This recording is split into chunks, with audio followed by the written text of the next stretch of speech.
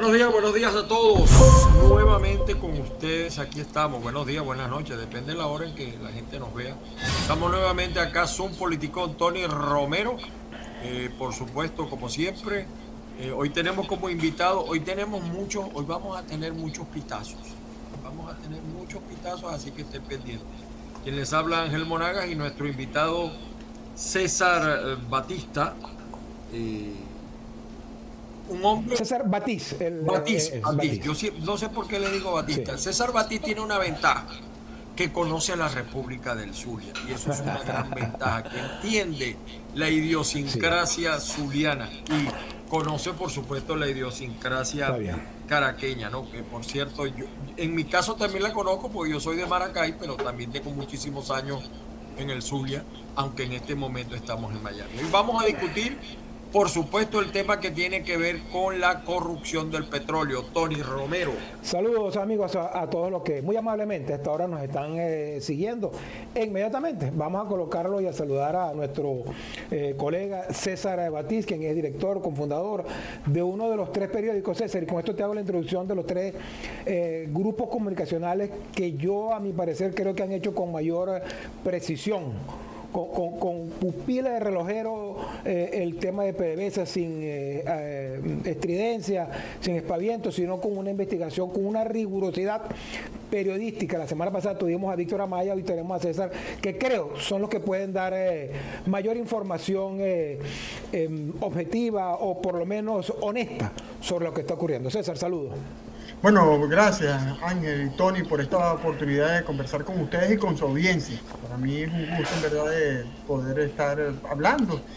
Pero bueno, lamentablemente tenemos que hablar de estos temas de la corrupción en PDVSA, una empresa de la cual hemos tomado todos los venezolanos, porque si de alguna forma nuestra educación pública, nuestra salud, todos los beneficios que hemos tenido los venezolanos los hemos tenido de alguna forma o de gran manera gracias a una empresa como PDVSA, hoy depauperada, destrozada por el suelo, con sus instalaciones petroleras, allá en Tijuana, en mi pueblo, en el estado Zulia, mira, saqueada prácticamente, donde los trabajadores, para poder a veces subsistir y hacer como una práctica, el tomar un bombillo, el tomar un tomacorriente, el tomar cualquier cosa, porque bueno, lamentablemente los salarios son muy malos y los controles para evitar esos hurtos dentro de las instalaciones de la industria petrolera son inexistentes. Bueno, por cierto, queríamos informar a toda la audiencia que estamos a través del canal Factores de Poder, canal de YouTube Factores de Poder. Estamos también a través de Ávila Radio TV, avilaradioonline.tv, y por supuesto para nuestro público español en Europa a través de azúcarfm.com y como siempre en diablahispana.com y caiga quien caiga.net. Por cierto, caiga quien caiga tiene más de 20 años, César. No tiene que ver nada con el falso caiga quien caiga de Nicolás Maduro, Tony Romero. Así es. Bueno, César, vamos a entrar, como yo digo siempre, vamos a vertebrar esta entrevista, por supuesto, con el tema que hemos decidido. Y fíjate lo siguiente. Yo no creo que es que al gobierno le haya costado 3 años ver que la luna no es pan de horno, pues, porque las acusaciones sobre el tema de PDVSA las vienen haciendo ustedes, como reitero, el pitazo, la viene haciendo Tal Cual Digital. El gobierno de los Estados Unidos desde hace 3 años las sanciones personales que le coloca a quienes ahora están detenidos precisamente tienen que ser por estas investigaciones. ¿Qué ocurrió? ¿Por qué tuvo que haber el punto de quiebre que el gobierno se negaba a aceptar y que ahora lo tiene que aceptar? Dos tesis hay. Uno, enfrentamiento interno, y otro, purga política. ¿A cuál de los dos apuntan las investigaciones de ustedes? Bueno, yo creo que para comenzar este análisis debemos tener un hito presente, que este es un año preelectoral y el año que viene es un año electoral. Y el otro elemento que tenemos que tener presente es que al gobierno de Maduro le falta dinero. Y entonces, para un año preelectoral y un año electoral hace falta dinero. Claro. Y precisamente es eso lo que no tiene.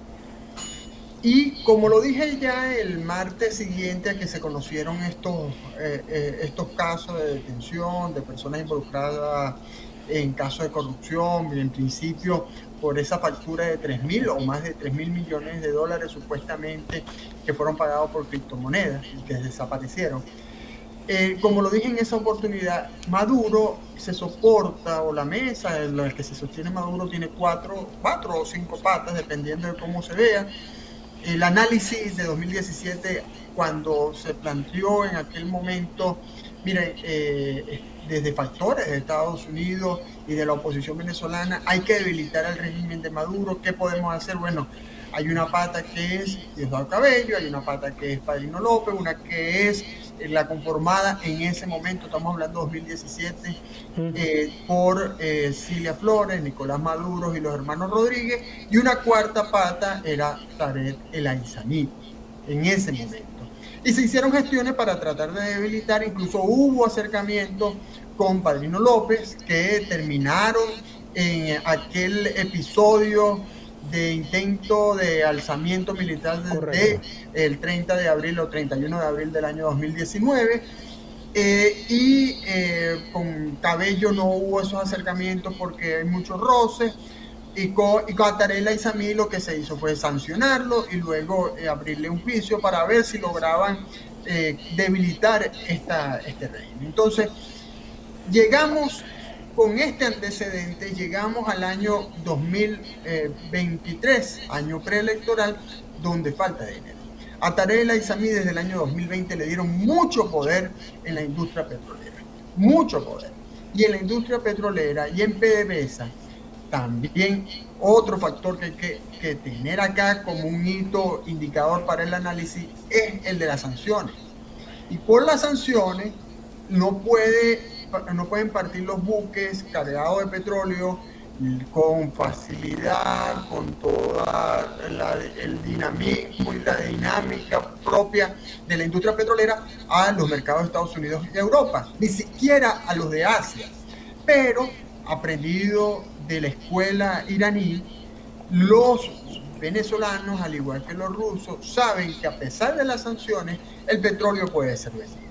Claro. Entonces, tenemos que Tarek El Aissami, con ese poder, con las posibilidades que brindaba el mismo gobierno de Maduro y el mismo aparataje legislativo de la ley antibloqueo, decide crean estos vínculos con grupos empresariales sin ninguna experiencia en el sector petrolero, para entonces enviar desde Venezuela el petróleo a Asia, y en Asia utilizar esos mecanismos, repito, aprendidos de los iraníes, para poder vender el petróleo con descuento a mercados asiáticos.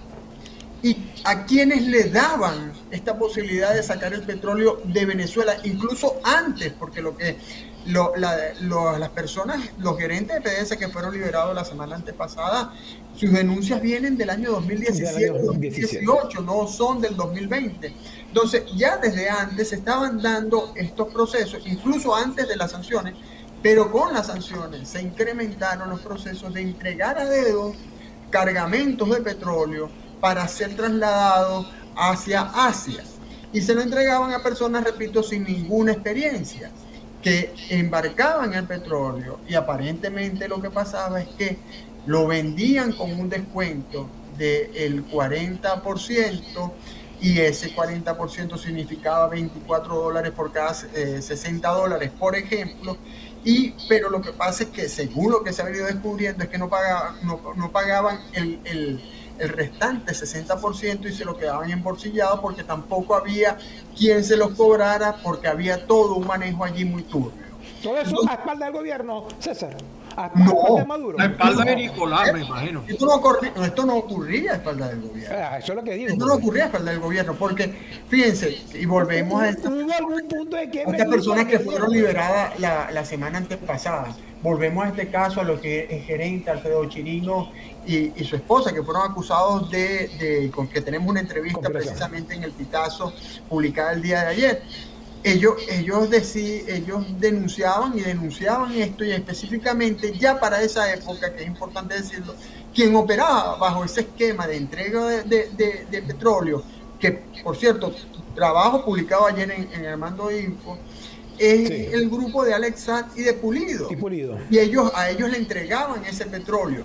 Luego, Tareela Insami comenzó a entregárselo, pero esto era sabido por el gobierno. Esto no había manera de que lo hicieran ocultándoselo al alto gobierno. Pero ¿qué pasa? Entonces aquí sí vamos a concretar en el momento de un año preelectoral y sin dinero. Esa caja chica había que controlarla. Porque Maduro necesita dinero para su precampaña y su campaña. Maduro necesita dinero para poder ganar una elección lo más legítimamente posible, porque este es otro elemento que no hay que perder de cuenta. Maduro necesita ganar una elección lo más legítimamente posible. No se puede entender una elección de Maduro, o sí se puede entender, pero para lo que él quiere a su futuro, necesita ganar una elección lo más legítimamente posible, y para eso necesita dinero. Sin el dinero no lo puede hacer. Entonces estaba el grupo de Tareela Insami tomándose todo ese dinero, miren, imagínense, por cada, supongamos, si el dólar está en 60 dólares el barril. Son 700,000 barriles lo que entra en un buque. Le dice a un empresario X sin ningún conocimiento del mundo petrolero: mira, te pongo esos 700,000 barriles y tú buscas a venderlo en Asia. Ve a ver cómo vas a hacer. Oye, ya nada más la comisión, nada más ese 40% de descuento ya significaba para esa persona cerca de unos 120 millones de dólares por ese buque, sacado así de forma rápida. Y un dineral. No claro, y manejado a través del sistema Bitcoin era prácticamente inescrutable. Porque José Luis Ramírez lo manejaba y así funciona el mercado negro, como tú dices. Pero Ángel, no era solo a través de Bitcoin, era en efectivo. Claro. La información que tenemos es que se iban los barcos y regresaban con el efectivo dentro de los mismos barcos, o venían aviones con efectivo. No nos podemos imaginar, y en esta supuesta purga, la cantidad de dólares que deben haber encontrado en efectivo, y de los cuales nunca vamos a sabremos. César, ahora ustedes, fíjate, hay unos hechos que a mí me llaman poderosamente la atención y he venido investigando algo, ¿no? Tarek William Saad, porque esos son dos Tarek, hay uno con C y uno sin C, va a Cuba y se reúne con Cuba. Para mí, todo lo que pasa en Venezuela tiene la observación y el seguimiento del régimen cubano, de la dictadura cubana. Da la casualidad que ocurre esta negociación previo a una observación que hace el general Ramiro Valdés, que él tiene un apodo hacia Nicolás Maduro, que yo, por respeto a que tú estás acá y yo sé que estás en Venezuela y no lo voy a decir, el apodo que le tiene Ramiro Valdés a Maduro. Ellos se dan cuenta de que Maduro está, vía el Aizamí, privilegiando al oriente del mundo, es decir, Turquía, Irán, y ve que han reducido la cuota de Cuba. Eso pudiera haber desencadenado como un llamado de atención hacia Nicolás para observar dentro de lo que decía Tony Romero, porque parece como muy introspectivo que esto haya pasado y no se hayan dado cuenta. Sí. Y dentro de la carencia de dinero, como tú dices, porque Cuba depende de ese petróleo para tener dinero para financiar todo lo que financia la dictadura cubana. Digo todo esto porque no solamente creo yo que estamos en presencia del mayor caso de corrupción en los últimos 40, 73 años. No, yo creo que desde Guacaipuro para acá. Sí, desde Guacaipuro para acá. Ustedes, desde el punto de vista periodístico, y es allí mi inquietud con ustedes, es muy difícil documentarse, es decir, porque algunas veces la gente pide que la investigación periodística se base en documentos, en fotos, pero es difícil en Venezuela porque mucha de esa información, decía Tony Romero en el pasado, ahí no hay control de nada. ¿Cómo? O sea, uno se tiene que manejar por la fuente. Armando Info nos ha dado bastante información. para ustedes como medio, ¿cuál es la información? ¿Hay justicia, aunque sea mediática? ¿No hay justicia? ¿Qué tan dura es llevar esta información al pitazo, que nos da bastantes pitazos, sobre un tema que tiene tantas aristas y tantas complicaciones, César? Ángel, en primer lugar, estoy en Miami, para aclarar ese punto. Okay. Perdón. Estoy en Miami. Sí, pero tu medio está en Venezuela. Mi medio está en Venezuela, pero yo estoy acá ahorita en Miami. A ver,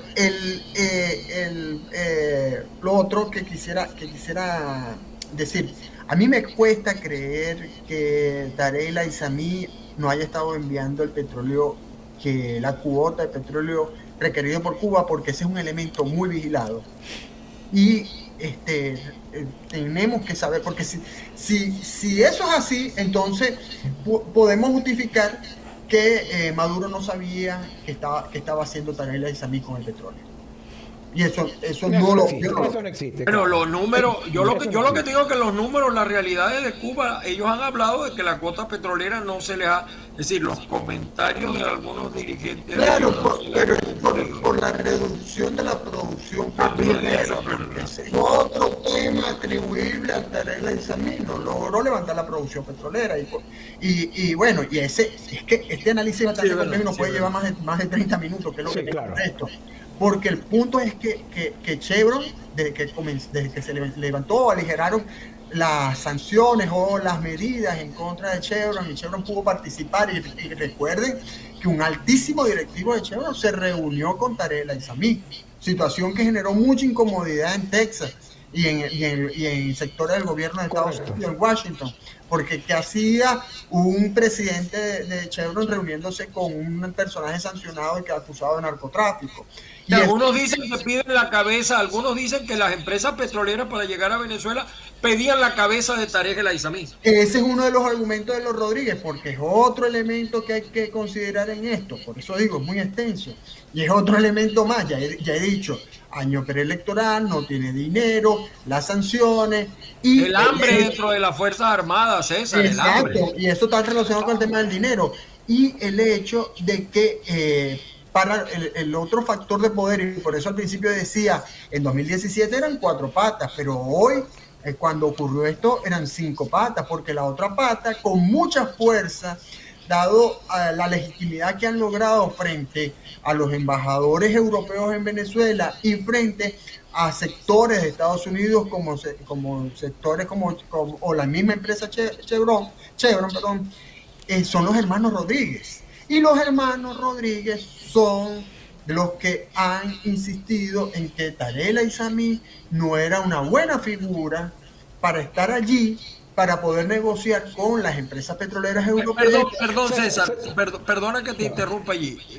Yo tengo una información de que, por eso que tú estás diciendo, la gente de Hezbollah está pidiendo la cabeza, no en el sentido de matarla, ¿no? Pero está pidiendo la cabeza de Delcy Rodríguez. Eso no va a pasar porque ahora es uno de los aliados, los hermanos Rodríguez son aliados fundamentales de Maduro en este momento, y no creo que lleguen a ese punto. Es más, me parece hasta exagerada esa posición de decir que está pidiendo que saquen a Delcy Rodríguez del poder.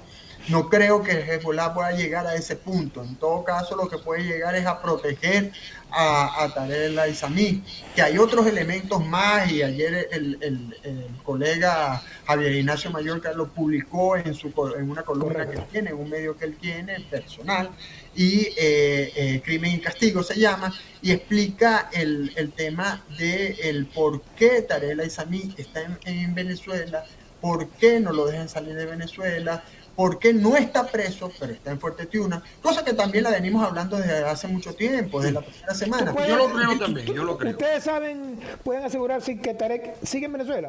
Sigue en Venezuela, porque al gobierno de Maduro no le conviene que Tarek El Aissami salga de Venezuela. No le conviene, y bueno, y ahí sí puede ser, tomando esto que dice Ángel, puede ser que Hezbollah tenga alguna participación, que por cierto, Hezbollah es uno de los grandes beneficiarios de estas estrategias de vender petróleo pese al bloqueo que ha aplicado Irán y que Irán le ha mostrado a Venezuela y a Rusia.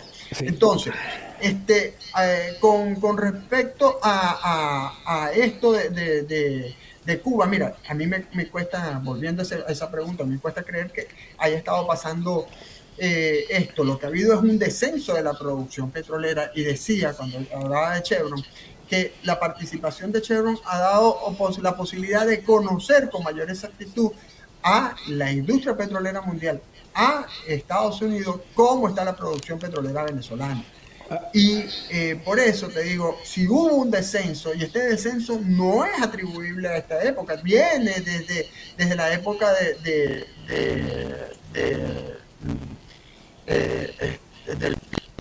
la época de Martí, de la época, no estoy seguro si ya cuando la época de Ramírez hasta el 2014 ya hubo un descenso del envío de petróleo a Cuba, no estoy seguro, pero ha habido un descenso que no es atribuible a la gestión como ministro de Tareas de la Isamí, sino lo que él sí no logró fue aumentar la producción. Claro, pero ahí está la consecuencia. Ahí está la consecuencia. Ángel, para muchos, César introducía algo en lo cual, en lo particular, no estoy tan de acuerdo. Muchos de lo que dicen que quizás esto haría que el gobierno de Maduro ya esté en su crepúsculo, ¿no? De alguna manera. Yo creo que todavía tiene muchas posibilidades, muchos juegos, aunque por supuesto está más complicado que con todo el tema del dinero, la falta de dinero, está más complicado que el verbo caber, por decirte una cosa que se me ocurre. Sé que hay muchas complicaciones en materia económica, pero aún así, César, tiene todavía mucho juego, y con una oposición que no articula, que no tiene posibilidades de atacar certeramente al gobierno. Esto que está ocurriendo en PDVSA, Ángel, César, esto que está dándose, que de verdad es un tsunami político para el gobierno, ¿cómo lo ves tú a mediano plazo? ¿Podrá sortear esto Maduro o tendrá que buscarse otras alternativas? Porque fíjate que inclusive ahora hay otro planteamiento de Ibellice Pacheco que, bueno, sin pruebas, pero dice que entonces ya no es un tema de sanciones, sino de armamento. Cada quien se está haciendo una película de esto, César, y por eso yo en lo particular me busco a ustedes porque son los que tienen mayor peso de investigación sobre esto. ¿A dónde ves que va esto por lo menos en los próximos 6 meses? ¿Estará preso Tarek? Tarek no va a estar preso. Tarek El Aissami no va a estar preso. O sea, es el único caso donde tienen nariz cochino, rabo cochino, oreja cochino, pero no es cochino. No es el único caso, Elías Agua. Bueno, Elías Agua también, por supuesto. Elías Agua manejó todo el sector agroalimentario, las empresas azucareras están destruidas. Y bueno, ¿y por qué fue que Elías Agua pasó al ostracismo? Después que la inteligencia de Maduro descubrió que Elías Agua quería hacer una revolución dentro de la revolución, y por eso Erika Farías no pudo repetir como candidata a la reelección en el Libertador, y por eso el Frente Francisco de Miranda está tan disminuido dentro del gobierno de Maduro. Pero César, a mí me inquieta ya. No está el gobierno en crepúsculo, ¿verdad? En el crepúsculo. Todavía le falta mucho, Ángel. El gobierno Maduro, a ver, para terminar, y Ángel, y voy contigo. ¿Qué va a pasar con el gobierno Maduro? Tiene que manejarse con mucho cuidado porque Tarek El Aissami, como lo dije al principio, es una de las patas, y arrancar esa pata de un solo trancazo, mira, puede debilitar al régimen. Porque ese es el concepto de estas patas, son que sostienen al régimen, y si tú lo arrancas vas a debilitar al régimen. Claro, y también va a depender de la oposición, de lo que aproveche o no, de lo que maximice o no una oposición, que la vemos fragmentada y sin un discurso coherente, ¿no? Porque unas cosas dicen un día, otra cosa dicen otra. Entonces, yo creo que también de eso va a depender que Maduro vea un nuevo amanecer. Por supuesto, claro que sí, depende también de la oposición y miren, yo creo que un error que ha tenido la oposición es pensar, o algunos sectores de la oposición, es pensar que a pesar, ciertamente Maduro no es un hombre de muchas luces, no es un hombre preparado, pero es un hombre que escucha a los asesores. Claro. Y que tiene mucha experiencia o mucha malicia política. Y Cilia Flores es una de sus principales asesoras y está allí detrás del poder. Tú sabes que Ramiro Valdés, ahora que tú estás hablando así, le dice a Maduro, de eso voy a hacer un video yo el miércoles, el gran mamerto, pero no por bruto, sino por busquen a un cubano y pregúntenle a un cubano qué significa la palabra mamerto. Ahora, a mí me interesaba de César saber esto, ¿no? Tú dices que Tarek El Aissami, como decía Tony Romero, está preso los 40 ladrones, pero no está preso Ali Baba. Que Tarek no va a ir preso, Tarek El Aissami. Ahora, Castro Soteldo, Dante Rivas, William Fariña, Fidel Madroñero, tanto el propio Freddy Bernal y otros que ahora están tomando para otras vías, porque por ejemplo el caso del presidente, el que fue presidente del TCJ, Michael Moreno, él es de Diosdado, él no es de los, aunque él tiene problemas de antagonismo muy fuerte con Gladys Gutiérrez. Pero ¿qué va a pasar con esas cabezas? El mismo Víctor Clark, que era dentro del proyecto de Tarek El Aissami, estaban todos esos personajes. Ellos también van a ser exonerados, entonces van a ir por quién, por el, como decíamos en el gobierno de los 40, por el chinito de Recadi. Yo no incluiría a Castro Soteldo en ese grupo de Tarek El Aissami. Pero le manejaba toda la red de productores a Tarek El Aissami. Bueno, no sé, yo creo que él ha tomado más independencia dentro del gobierno sin llegar a ser una de esas patas fundamentales en el sostenimiento del régimen, ¿no? Pero ha tomado mucha fuerza por todas esas relaciones. Por supuesto, mucha relación con sectores productores de origen árabe, ciertamente, y allí por eso es que se dice que hay tanta influencia de Tarek El Aissami o esa alianza con Tarek El Aissami, pero yo creo que son alianzas más momentáneas y no son tan interdependientes como otras, como la de Hugo Cabezas o como la de Pedro Maldonado, que eran como claro, hijos del mismo embrión, sí. Y que no podían separarse, que tanto no se podían separar, que eran parte también de este grupo, y que lo que ha hecho el gobierno, y por eso quiero decir, lo que ha hecho el gobierno es minimizar la fuerza de Tarek El Aissami. Minimizar. Hay un nombre probablemente preso, pero lo minimizar. O sea, los demás no van, a tu juicio los demás no van. Mire, es que hagamos el paralelismo. Es lo mismo que le hicieron a Guaidó. A usted le puede parecer una locura, pero es lo mismo. ¿Qué hicieron con Guaidó? Guaidó no lo metieron preso. Sí. No. Pudieron haberlo detenido. Control de daño, lo que se llama en la misma petrolera, tienen que ir viendo el control de daño. Inclusive hay un señor muy conocido, muy famoso, el señor Trapielo, Trapielo se me había pasado. Que se ha nombrado por los cuatro vientos. Bueno, la calumnia cuando no mancha tinta, ¿no? Y se habla mucho de él mismo ha dicho, pues, todo lo que tiene con él, y sin embargo no lo han tocado, pues. Yo creo que va a haber un control de daño en función a cómo vayan ocurriendo las cosas. ¿No es así, César?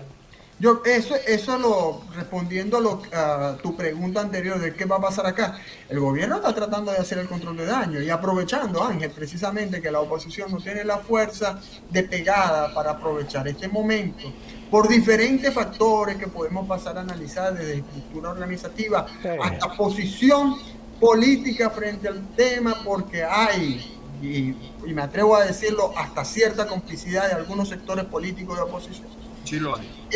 No van a aprovechar este momento como se pudiera aprovechar, y el gobierno logrará su control de daño. Ahora, eso redundará en que Maduro crezca en las encuestas y tenga una preferencia de voto que lo haga favorito en una elección abierta, limpia, transparente, justa, equilibrada. No.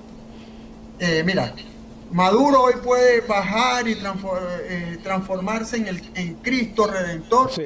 Maduro no gana una elección. Pero pudiera ser, César, como dice Tony Romero, mi pregunta final, pudiera ser que Maduro ganara porque no tiene con quién perder. Ese es otro punto, ya ese es otro asunto.